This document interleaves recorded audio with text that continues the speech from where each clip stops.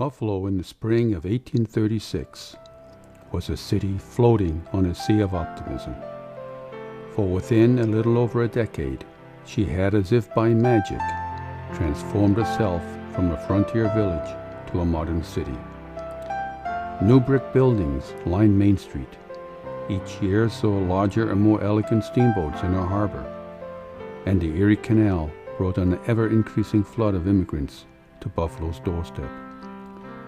A golden cascade of grain from western farms began filling her warehouses.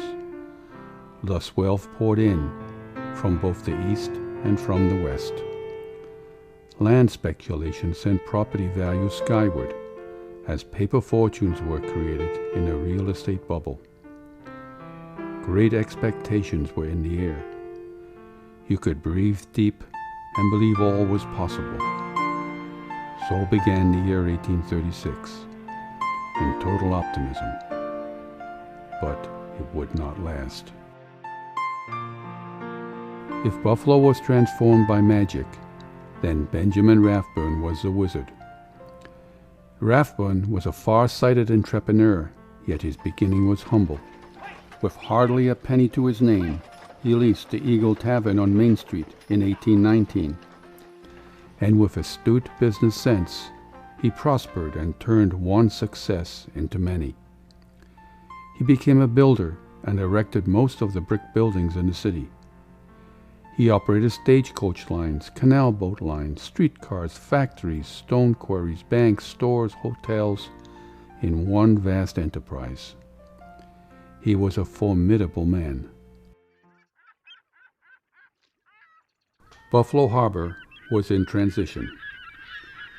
Brick warehouses, 4 and 5 stories high, were replacing the wood frame structures of the 1820s. Steamboats lined the waterfront, and boats such as the Ohio left port with their decks laden with immigrants. The Ohio was built in 1830 and was the first steamboat on the lake with a full-length upper deck. Now, each year brought larger boats such as the Thomas Jefferson or the Daniel Webster to compete for the lake trade. Commercial Slip, just behind the Ohio, is where the Erie Canal meets the Great Lakes. Even in 1836, there was a traffic jam as canal boats waited to be unloaded. The wood warehouses on the lower Buffalo River would remain much the same through the next decade. The steamboat Ohio is passing the steamboat Michigan. The Michigan was built in Detroit in 1833 and was one of the new generation of large steamboats. The bottom of the scene shows the old Buffalo Lighthouse, built in 1818 and already obsolete.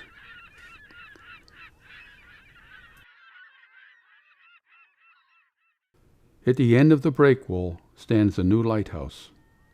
Constructed in 1833, it still greets modern-day visitors to the harbor. On the right, waiting for a favorable wind, is a 3-masted ship, Julia Palmer. In 1825, the Erie Canal reached Buffalo. From New York City on the Hudson River to Buffalo Harbor on Lake Erie, the water highway now led to the Great Lakes and to the interior of the country. By avoiding the primitive roads of New York State, the Erie Canal cut the cost of shipping from New York City to Buffalo from $100 a ton to $4 a ton. Westward trade soon turned from a trickle into a torrent. With traffic flowed money, and Buffalo became wealthy.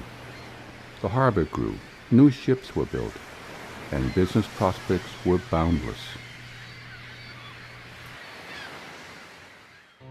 By 1836, the Erie Canal in Buffalo was branching into a Venice-like system of secondary canals. The original Little Buffalo Creek was dredged for barge traffic. To Commercial Slip was added Thompson's Cut, Washington Street Canal, and Clark and Skinner Canal. The canal was straddled with numerous bridges, such as those at Washington and Main Street. The increased traffic of freight barges saw a building frenzy of warehouses. Passenger barges brought thousands seeking accommodations while waiting for steamboats to the west. Hotels and boarding houses such as Huff's and Temperance House were at full capacity, and as eyewitnesses tell, of baggage and trunks piled high in the streets.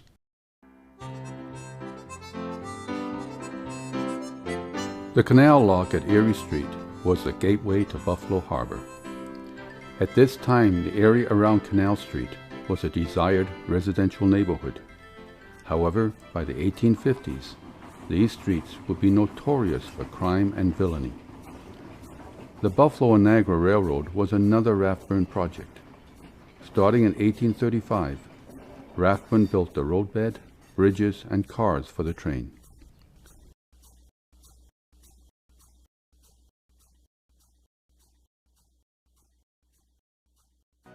From Black Rock, the railroad ran alongside the canal until turning up Court Street to the lower terrace, which it followed to its terminus at Pearl Street.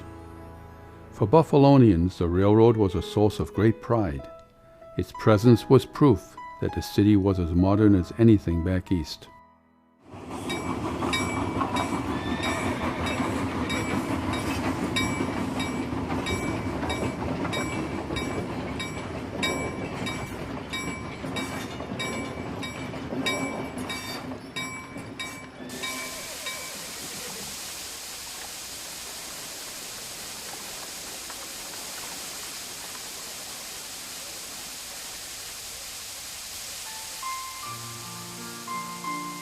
The train arrived and departed from in front of the United States Hotel, which was ideally located for both barge and rail.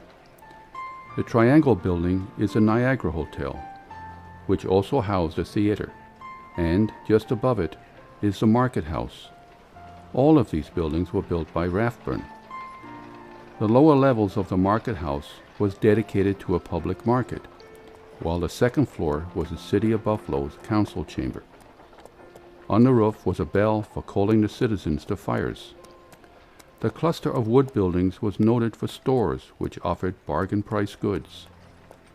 The building on the corner of Main and Terrace was the Sidway Block, while on the opposite corner is the garden of the French philanthropist Louis Lacouture.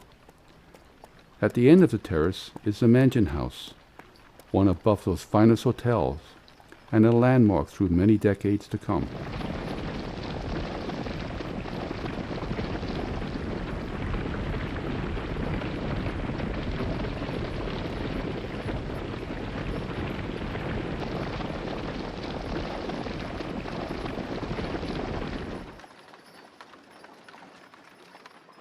In the 1830s, the terrace formed a steep slope at Main Street.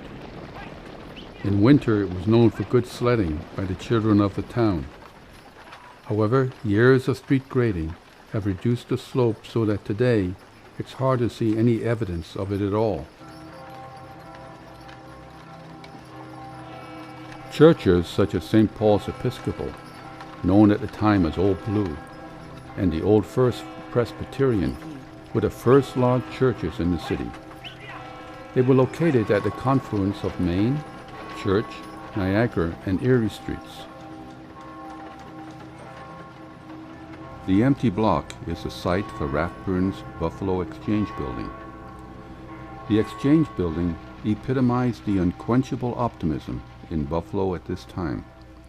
The Exchange Building, when completed, would have occupied the whole block and have dominated the Buffalo skyline for years to come. Her dome would have risen 222 feet above the ground. To grasp the magnitude of this undertaking, consider that the U.S. Capitol building in Washington, D.C. stands 288 feet above the ground. However, some of that is a 60-foot Statue of Freedom and her pedestal. When placed alongside each other, the domes of these two buildings are of similar height. Unfortunately, the work came to a halt during the summer of 1836 as Rathbun's financial empire collapsed in a tangled web of paper assets, fraud, and forgery. The courthouse sat at the site of the present-day Central Library. It was built in 1816, and by 1836, columns had been added to give it a more dignified appearance. The building to the rear is the jail. It was pure irony that Rathbun was held in a jail that he himself had built 2 years earlier. The large building with the dome is Rathbun's New American Hotel. It's claimed that Rathbun could hear the grand opening celebration from his prison 2 blocks away. The Eagle Theater was considered unsurpassed by any theater in the United States. It had 4 tiers of balconies and made its own gas for lighting.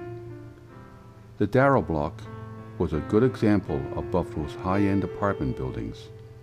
All these buildings, and a few others as shown, had been designed and constructed by Rathbun. The wealth generated by Buffalo's unique economy was being reflected by the large estates that were scattered around the city. Far up Main Street was the Goodrich estate, while at Main and Tupper was the Townsend mansion. On Delaware was the unique Johnson Cottage, and down at Niagara Square was a bouquet of abodes, such as the Barton House, Sizer, Austin, and Wilkerson Mansion. On the other side of town was the Bennett Estate and the mansions on Swan Street.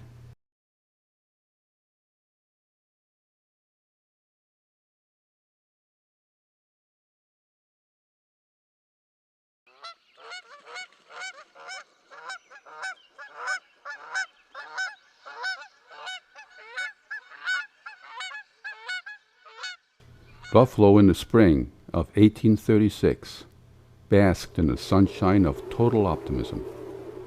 But a storm was approaching that would shatter dreams and bring financial ruin to many. When Benjamin Rathbun was arrested in August of 1836 on charges of fraud and forgery, his empire imploded with the suddenness of a soap bubble. The whole city came to a halt as leading citizens tried to discern reality from the paper web of worthless bonds and loans. Even more woe was in store for the city, for following on this devastating tempest was the National Depression of 1837. It would be years before Buffalo was entangled from the Rathbun fiasco and could resume her fair weather climb to prosperity.